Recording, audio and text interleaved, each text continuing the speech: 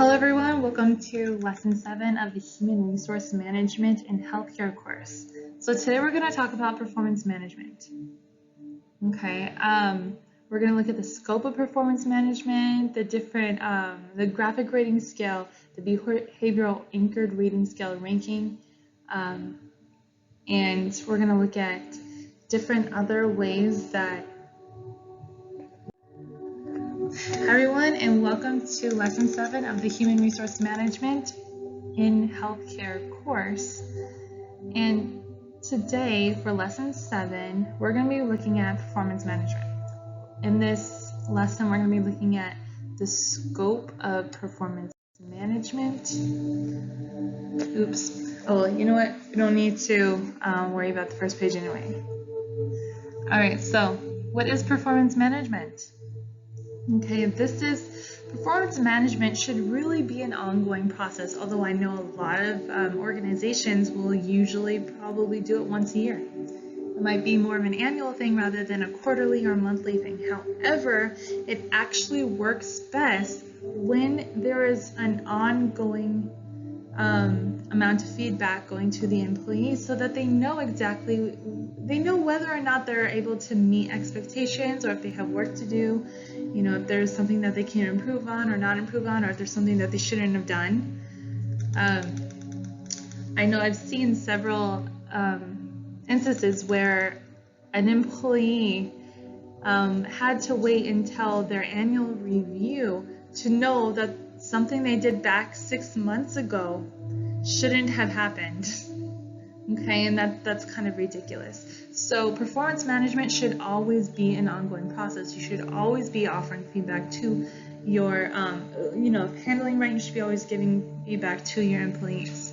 So as an ongoing process, it should include setting performance goals with your employees. You should definitely have goals and expectations for them to hit, within a certain amount of time. You should always be monitoring their progress toward their goals and designing some sort of strategy to help them achieve their goals. Okay. So some key elements of performance management is that it is actually linked with all other human resource management functions. Okay. Because most of all your other human resource functions are about employees, the work that they do, managing your employees. So of course, performance management is definitely going to be linked to all these human resource management functions, because this is where we set the goals and we watch how the employees progress. Okay, we offer feedback and we try to strategize how your employees can start meeting their expectations. Okay, so it should definitely be an ongoing process, always, not necessarily limited to an annual review. Okay, and this is a process that should be relevant for all employees, regardless of what level they are at in your organization. Okay, so there are a lot of attitudes and cynicism going around about performance management. So haven't you guys, I don't know how many of you guys have had jobs and had things to do in your job where you were reviewed or evaluated, but many of us have been evaluated in our jobs, right? And I know that there's a lot of negative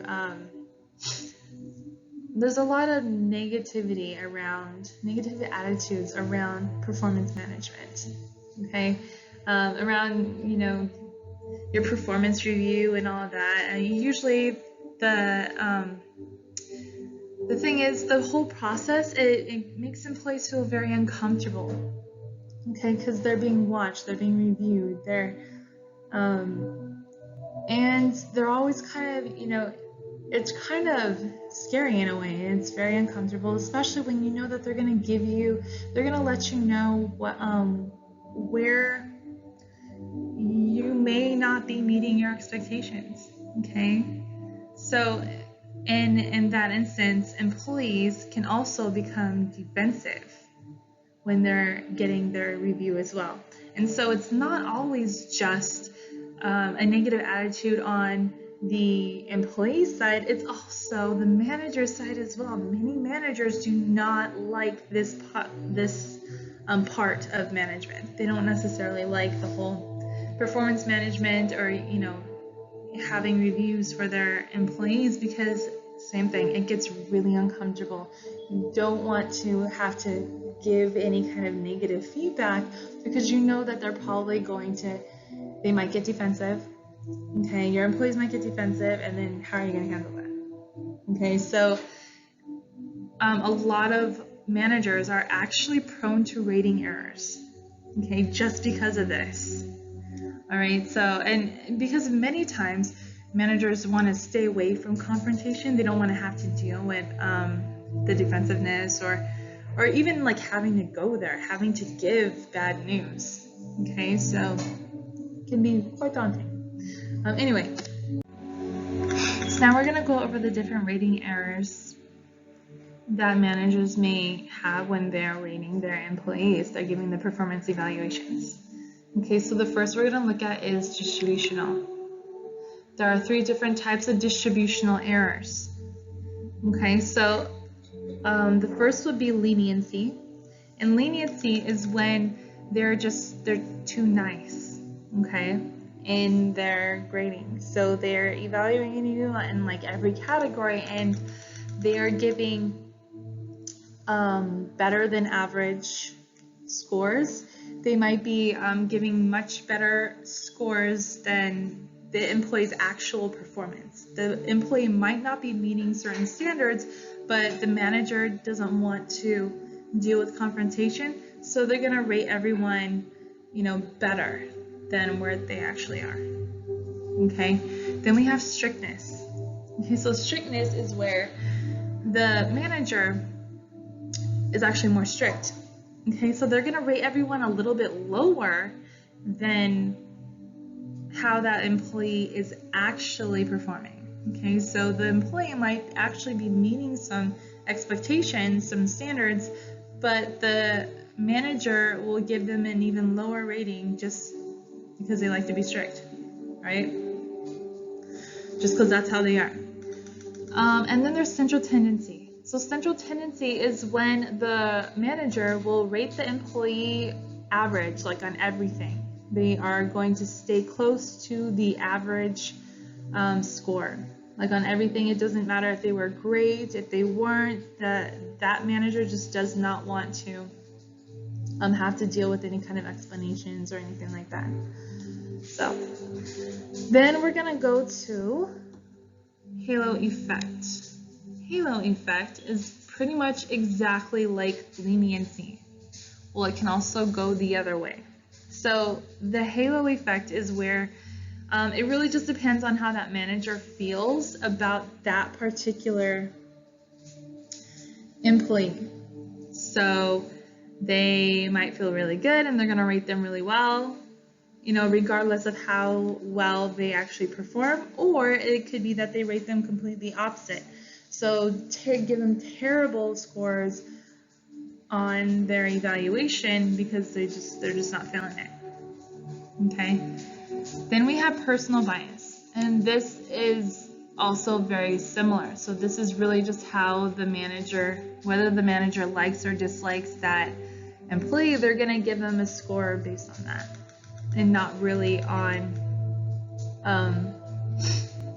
whether or not that employee was able to meet the standards of that organization. Okay, then there's similar to me error. This is when the manager will score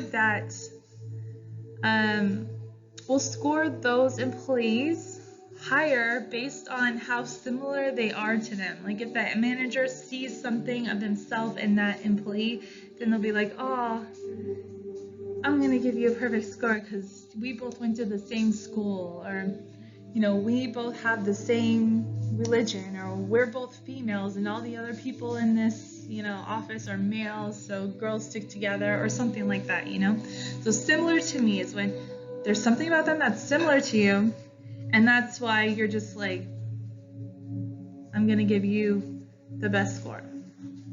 Okay, and then there's contrast effect.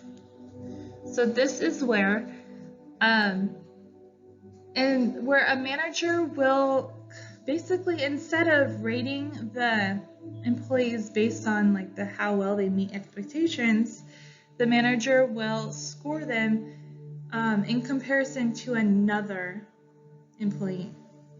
Okay, so they'll basically, like, let's say there will be maybe their first employee that they rated, that they evaluated and give a score for was amazing. They were star employees. They surpassed every expectation. They were the best. Okay, and then the next employee that they evaluate actually was pretty good. They met all expectations. They were fine. But the thing is that since you're comparing this employee to the amazing employee, you're probably going to give them less scores because they're just not as good compared to that. However, they were great compared to the expectations they were supposed to meet. So just because you're comparing them to that instead of where you're supposed to actually be comparing them, you're going to score them lower than how they should be scored. Okay, and then there are temporal factors. So this is when you aren't really ranking your employees based on like their overall performance, like throughout the year or the month or however often you guys do this.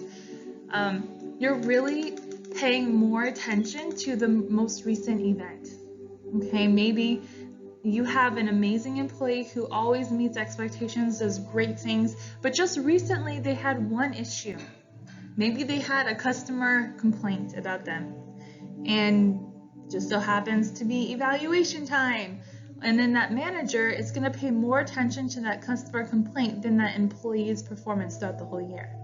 So they're going to rate them on that complaint and give them a low score when they probably don't deserve a low score. They probably met all expectations and they did great the whole year. And it's just that one little thing that's throwing them off. So they paid attention to that one event as opposed to the whole year. Okay. So also, there are definitely going to be political factors in the office. You know, office politics kind of always get in the way as well. So that's another thing that's going to interfere with the ratings.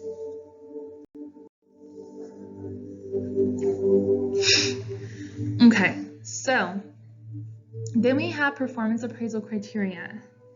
Okay, so sometimes, in performance appraisals or performance evaluations, there are performance standards that refer to indicators of what a job is intended to accomplish. Okay, and so these indicators are like criteria, right?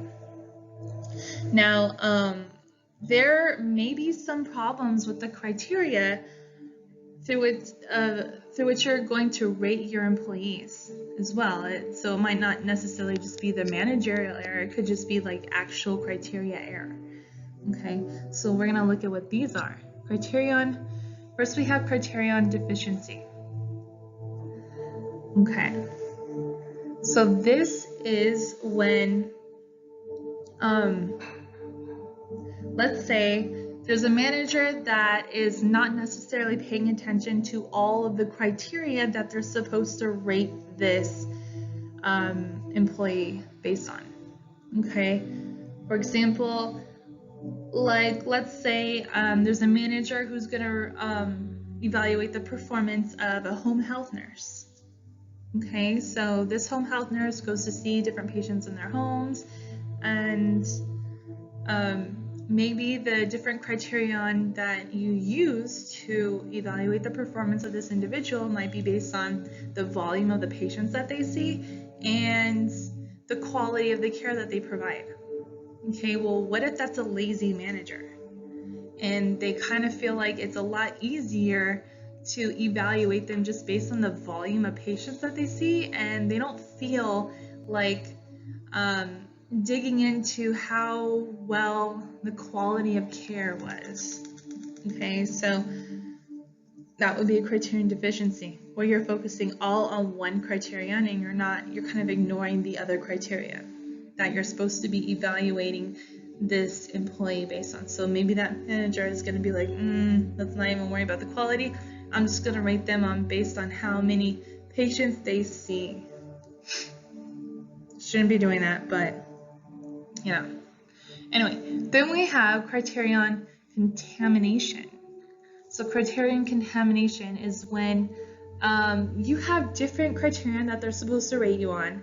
However, some of those criteria may have other factors that could influence them in maybe a negative way, okay, and that's not really your fault.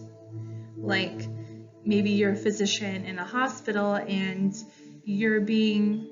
some of the criteria that you're going to be evaluated on might be your efficiency with helping to diagnose patients and stuff like that, and part of that might be the timing associated with that, right? There are other factors that come into play when you're diagnosing patients, okay? And one of those factors might be getting lab results on time. Well, what if maybe in the ER there's just so many patients and the lab is flooded, so they have so many testing that they're doing, and you might not get results in a timely manner, so you won't be able to diagnose in an efficient way. Okay, so, and clearly that's obviously not your fault, because there are other steps that have other people and other, other factors or other forces that are kind of messing with that criterion, but so that would kind of contaminate the criteria that you are being evaluated on. Okay, so that's another thing that you need to watch out for. Next, we're going to look at poor reliability and poor validity. So anytime we talk about reliability, we want to think consistency.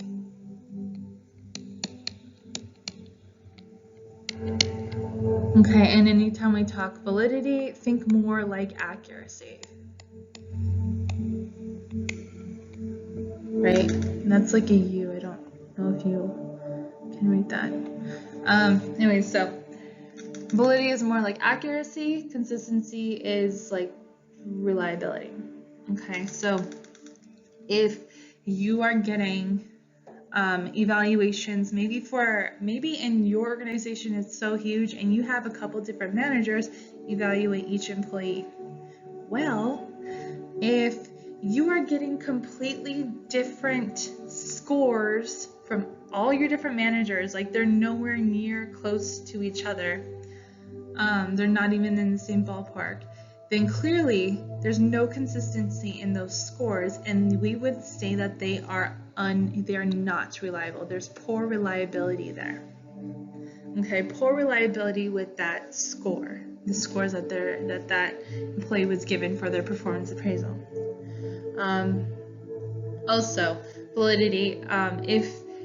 If the whatever you're doing can be measurable, and if the measurement does not actually accurately measure what is being measured, okay, so if it's kind of wrong, then we would say that it has poor validity.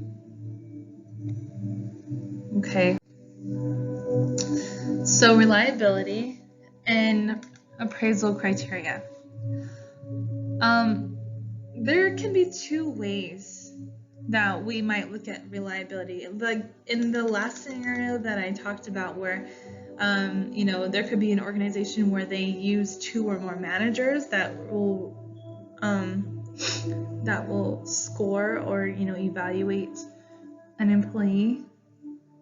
Also, there could be another instance where it's just that same manager, and that same manager, if they are not consistent with the lens through which they are evaluating each employee, then they are not being consistent. This says poor reliability.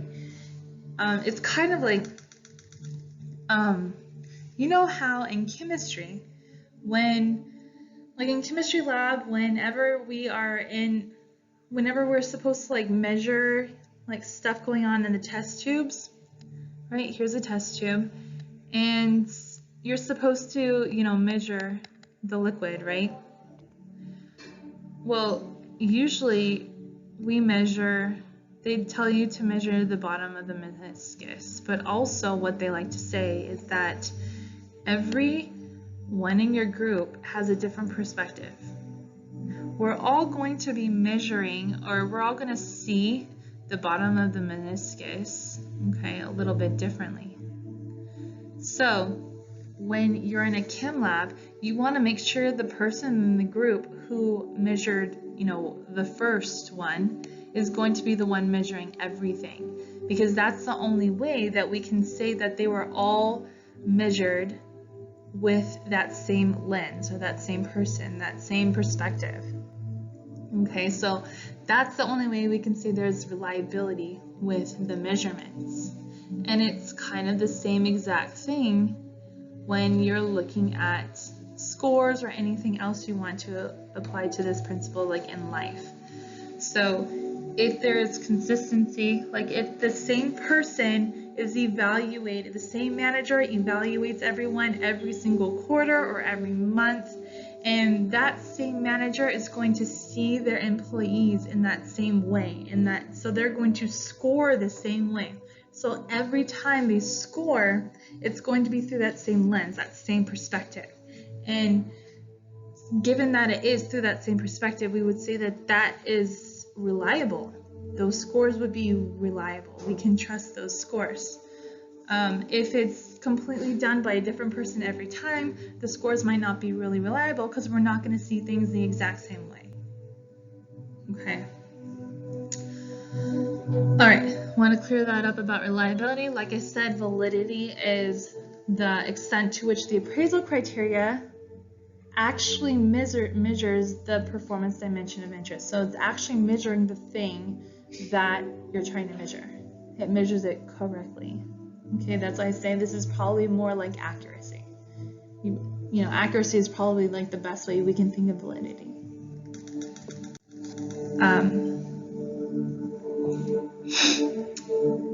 Okay.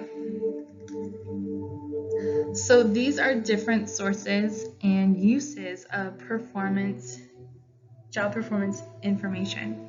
And these are really just different types of appraisals that we can use, that an organization may use. So like self-appraisal, I'm not sure who's familiar with self-appraisal, but typically, especially in large organizations, they'll use this.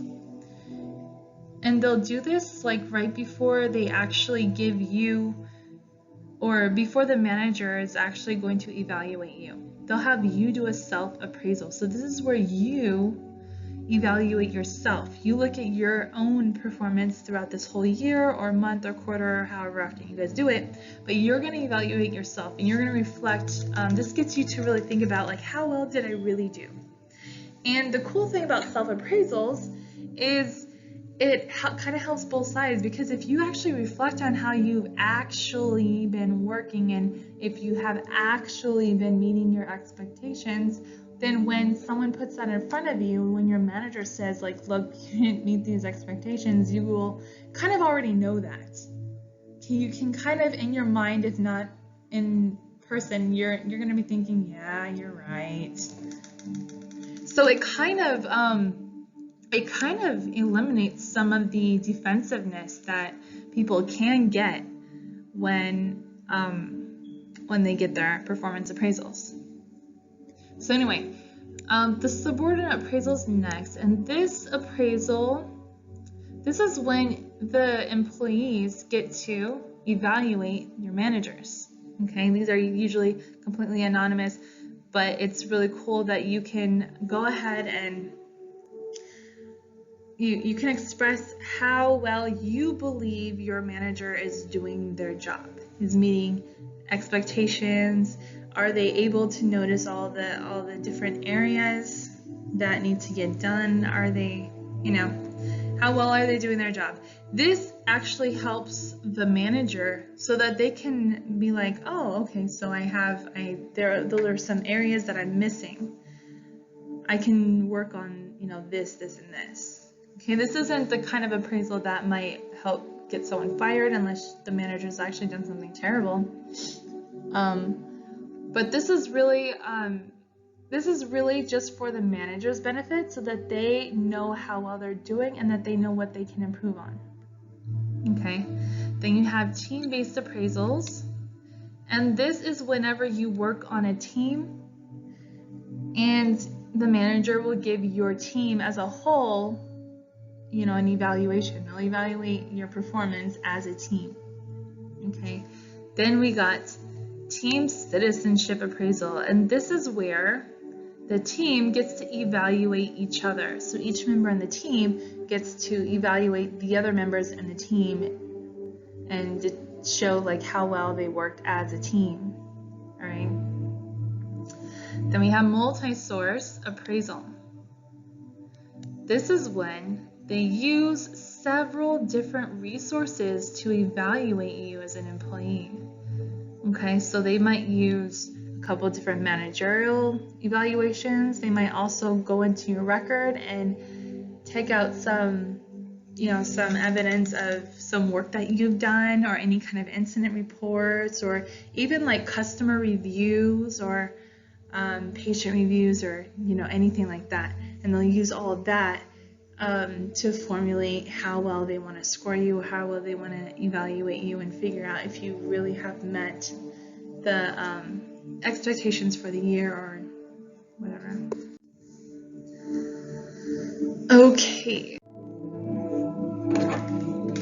Okay, so these are going to be various different types of ways that we can rate our employees, that we can give them their scores on their performance job and for their job evaluations.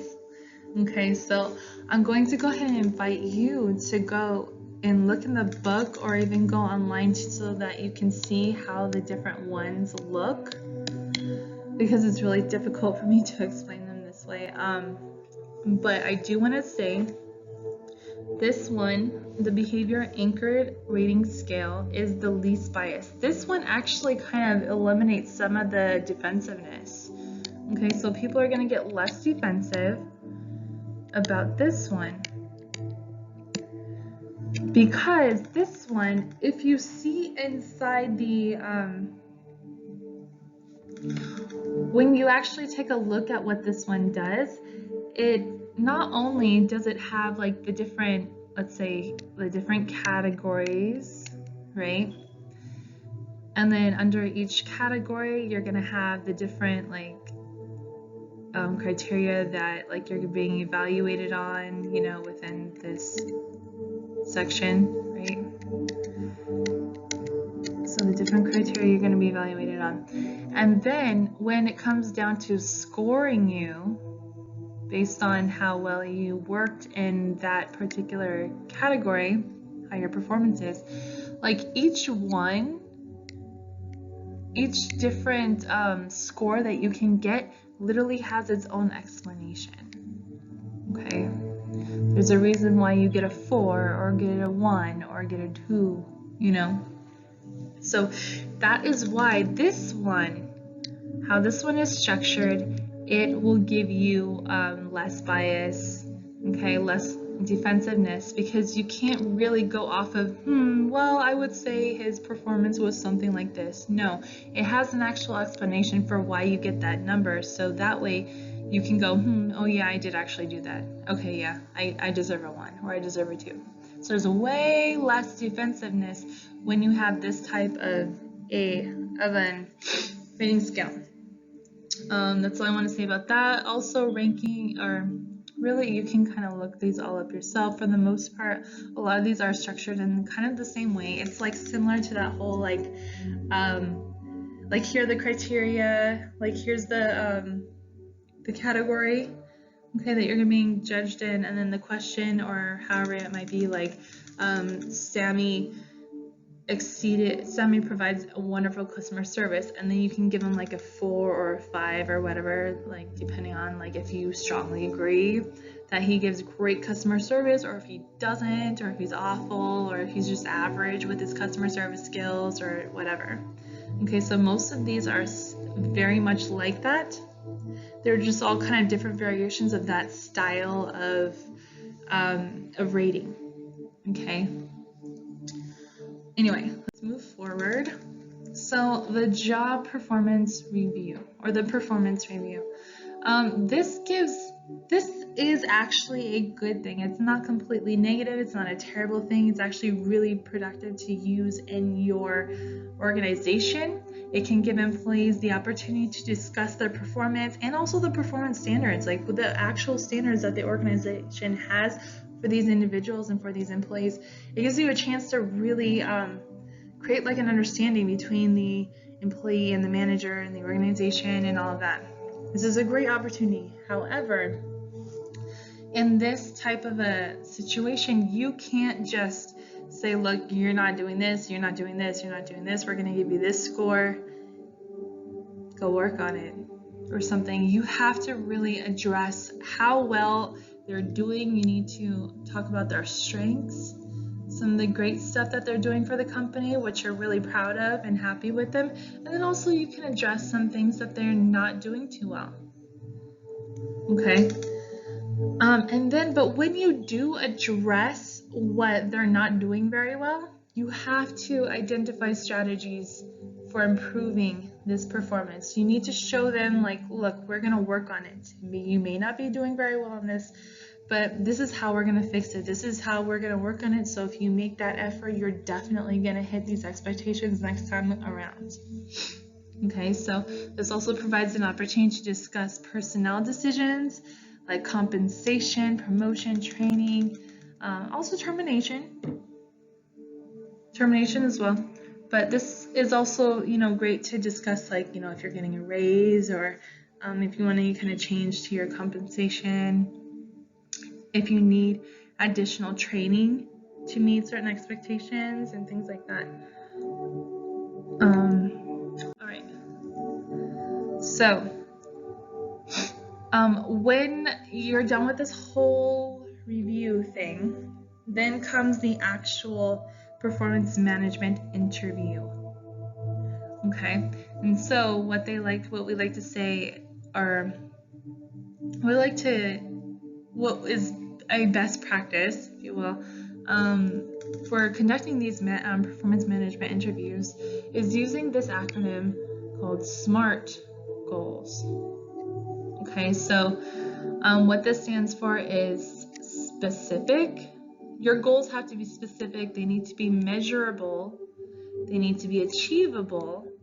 They need to be relevant to the job, right? And they need to be time bound.